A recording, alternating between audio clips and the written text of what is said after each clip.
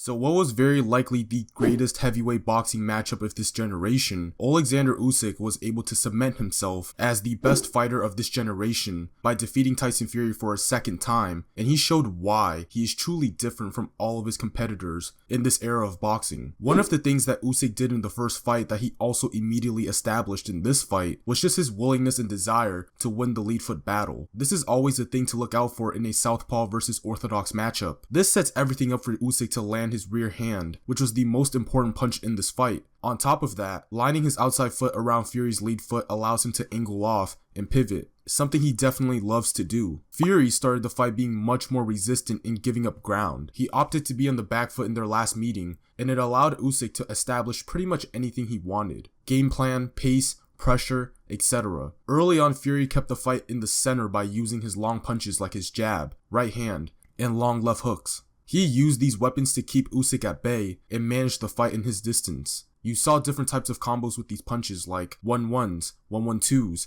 1-3s, 1-3-2s, etc. His jab is an interesting one because it's not a thudding kind of jab, but it's a flicking jab. Almost like a backhand where he curls his fist inward and flicks it at the last second. At times it can be illegal, but it's also very effective. I thought his 1-2s were really sharp at times where he just threw it one after the other without any pauses or hesitation. However, Usyk is one of the most technical boxers in the world for a reason. Usyk is so good with his fundamentals and movement that it's very hard to land clean punches on him. Some of these things include his bouncing footwork where he's constantly on his toes and never being a stationary target. Very crucial against a much bigger fighter like Fury. This also allows him to close distance a lot better. Feints, specifically jab and foot feints where he's level changing up and down, and it can really throw off your rhythm to the point where you start making mistakes. Angles and pivots where he gets off the center line with his feet. But the most impressive thing to me is his defensive versatility. Most boxers in the world prefer one or two defensive preferences, but Usyk marries everything together. We obviously know about the footwork, but his hand positioning where it's close to his face, with his chin being tucked,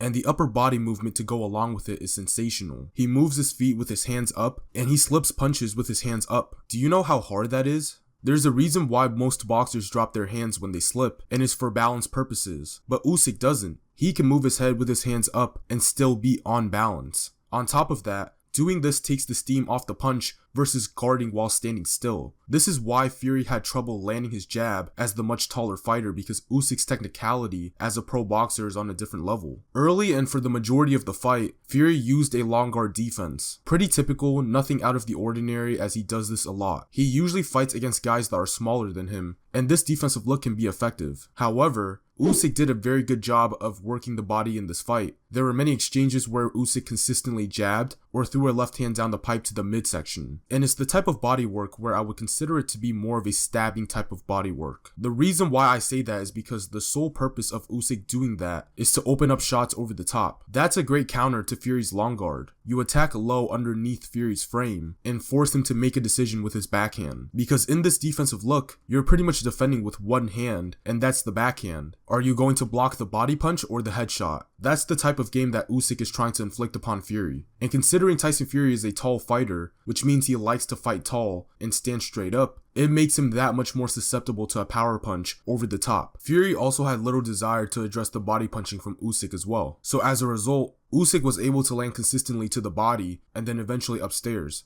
A lot of head body combos where it was jab upstairs, body 2, or body jab, and then a 2 upstairs. There were times where he even countered where he stepped back and threw a 2 to the body. This is where some of his best work of the fight came from. But credit to Fury, because early on in the fight, he was able to defend these quite well with traditional right blocks. A very good and simple fundamental decision for Tyson Fury that could have ended worse if he had not done so. Fury was much more aggressive with his chopping body work as the fight went on. Notice how I just called it chopping instead of what I said earlier about the stabbing. Fury's body work in this fight was with much more wind up than Usyk's. The way he comes across with his punches is much more similar to a chopping motion, like chopping down a tree, compared to Usyk. Behind the long punches that we covered earlier from Fury, he decided to end these combinations with body punches. He would use his jab to keep Usyk defensively occupied, and due to his size advantage, he was able to take advantage by continuously attacking the body. Lots of 1-1-8 or 1-3-8 combos. But something else that you might not notice was that Fury was actually slick with some dirty boxing, where he would hold or pull Usyk's head down in order to land the uppercut. It is illegal, but if you can fit it nicely within the motion of the combination, then it will be too hard for the ref to spot it in time and give you a warning. This was a perfect response to Usyk's elusiveness as the technical boxer that we mentioned earlier, and at times, Fury opted to throw a right uppercut instead of the body shot. And because Fury jabs in an unorthodox way, it's actually a very good smokescreen to set up another punch because the intention isn't to do damage. Similar to the way he was able to knock out Dillian Whyte. 2 flicking jabs and then a long uppercut. You saw a lot of similar combinations to that in this fight, but there were times where he just stepped forward with the uppercut with no setup at all. Didn't even work it behind the jab, just decided to step in with a naked uppercut. He wasn't too successful in landing it, but the idea was still great. It kept Usyk honest, and it allowed him to establish a threat that didn't allow Usyk to close distance easily. But a better way for him to land that right uppercut was actually how he landed it in the first fight, and it was to use it as a trap instead of initiating or leading with it. We know Usyk has a strong urgency to attack the body, which means he has to change levels in order to do that. When he does that, he's pretty much safe from every punch in boxing besides the uppercut. In Southpaw versus Orthodox, if you miss your backhand, my backhand is likely available. So if Usyk misses his left hand, Fury's right uppercut is a great counter to that. But unfortunately, there weren't too many clean exchanges where he landed this punch. There weren't enough attempts and it wasn't really greatly executed. But overall, Fury's intentions and tactics of landing the uppercut being first and second was definitely a plus. However, due to Usyk's success in landing everywhere due to his technical prowess, setups, and body work, Fury attempted to make adjustments by utilizing his size and changing his defensive strategy. He started to clinch a little more in the middle of the fight and really leaned on Usyk in clinch situations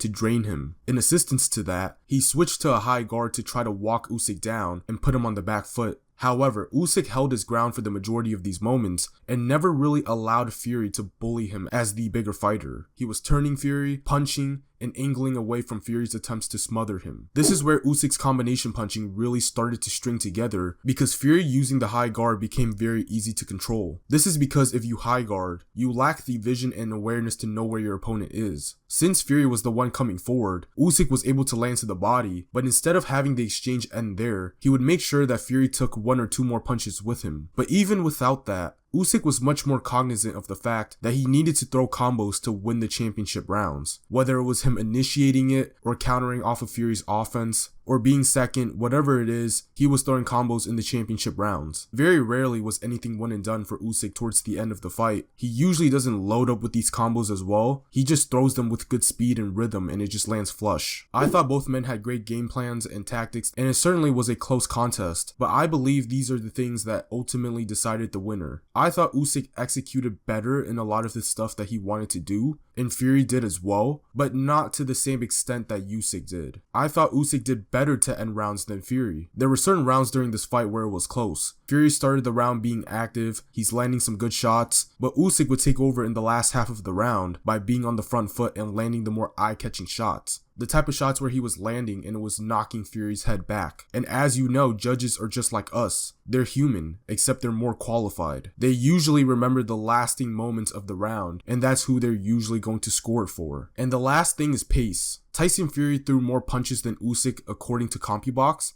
but pacing is a different thing. Activity versus pace. Yeah, you took a lot of steps, but how quickly did you do it? And this is something that you can only tell by watching the fight, and I felt like Usyk kept a more consistent pace than Fury, even in the rounds that he lost, whereas Fury needed to take a round or 2 off in the middle of the fight, and he ultimately didn't have enough left in the tank towards the very end of the fight. So as much as boxing is about technique, tactics, game planning, and natural talent, at the highest level in boxing, where it's the best versus the best, a lot of times it comes down to the little things, because you got one great fighter against another great fighter, and both of them have worked very hard to be the fighter that they are today. So usually those things cancel each other out. But the things that I like to label, like the extra credit work, essentially things like cardio, durability, and optics, tend to play a factor in fights like this. And especially if it's a close fight, you're going to need as much of it on your side as possible. Overall, what Usyk has done is absolutely incredible. He was undisputed champion at cruiserweight and was never in doubt in any of those fights. He moved up to heavyweight and becomes undisputed champion by getting through the best fighters of his division not once,